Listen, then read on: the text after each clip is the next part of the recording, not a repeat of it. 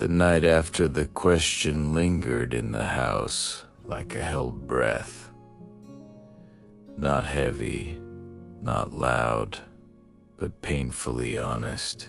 The walls felt thinner, not because they were breaking, but because there was nothing left to hide behind. David sat at the kitchen table long after everyone had gone to bed, staring at the faint outline of his own reflection in the darkened window. For years, he had believed that endurance was the same as strength, that silence was protection, that carrying more meant failing less. But now, in the quiet aftermath of everything breaking, he understood something he had avoided for a very long time. Silence had never been safety. It had only been delay. When Sarah joined him in the early hours of the morning, wrapped in a sweater against the cold that seeped into the house before sunrise, there were no pleasantries exchanged, no forced smiles, no pretending. She sat across from him, exhaustion etched into her face, but clarity there too.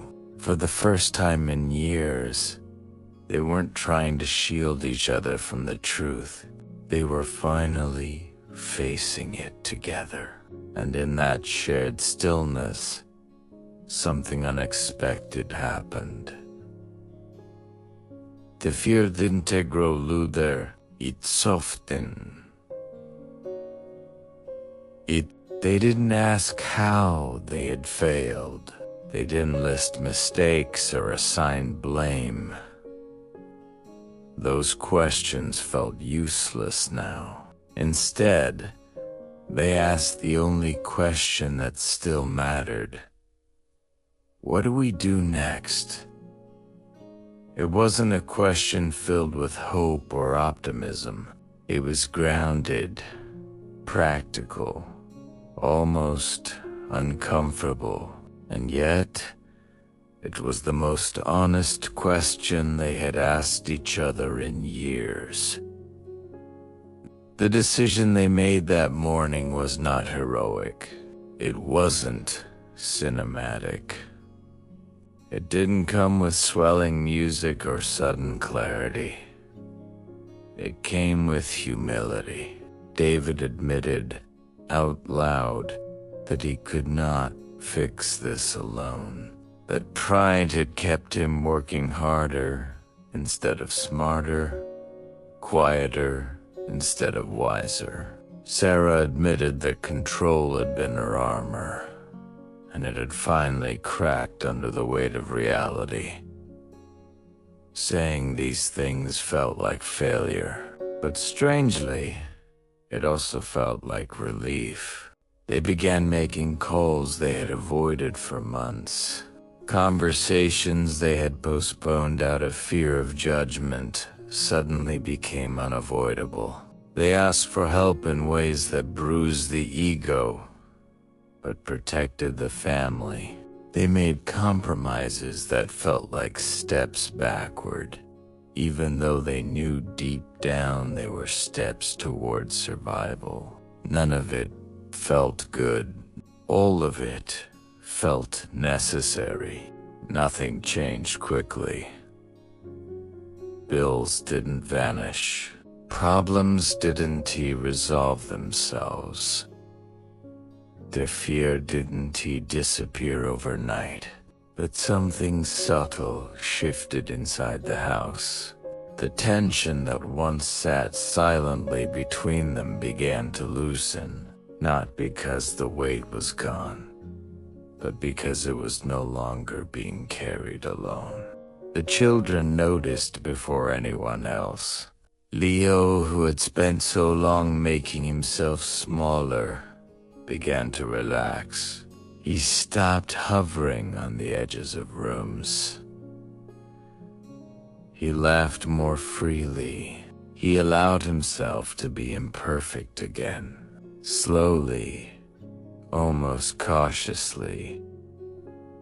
He let go of the belief that love was conditional on being easy. Maya continued to draw, but the pictures changed. The suns weren't always smiling now. Sometimes there were clouds. Sometimes the colors spilled outside the lines, and yet there was something truer in them. They reflected a world that wasn't perfect, but real. A world where love didn't erase hardship, but stood beside it. Days turned into weeks. Weeks into months. The family didn't rise above their circumstances. They learned to stand inside them. They adjusted. They adapted. They spoke more openly, even when it was uncomfortable, especially when it was uncomfortable. Silence no longer ruled the house. Conversation did. There were still hard nights, still moments of doubt, still days when fear crept back in and tried to convince them they were only delaying the inevitable. But those moments no longer felt final. They were faced together, named aloud, stripped of their power by honesty.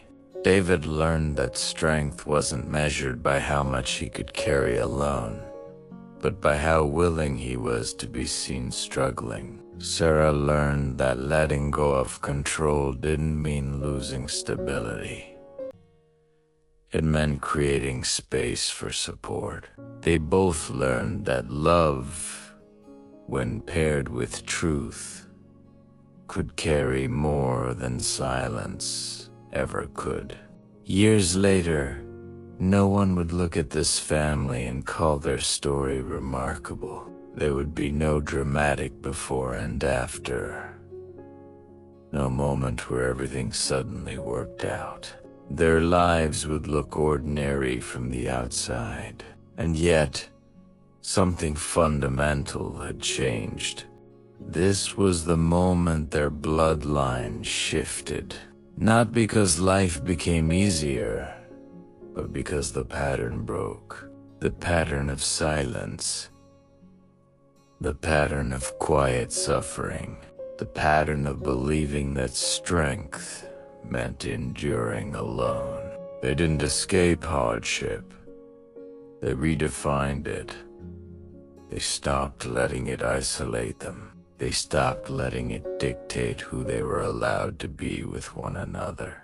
And if you're watching this now, carrying weight that no one acknowledges, holding your family together with quiet sacrifice, believing that silence is the price of stability, remember, it is the breaking point is not the end. It is the moment you stop pretending.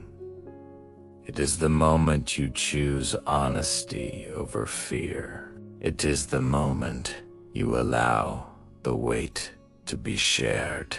That choice doesn't change everything at once, but it changes the direction of everything that comes next. If this story touched you, take a moment to like, share, and subscribe.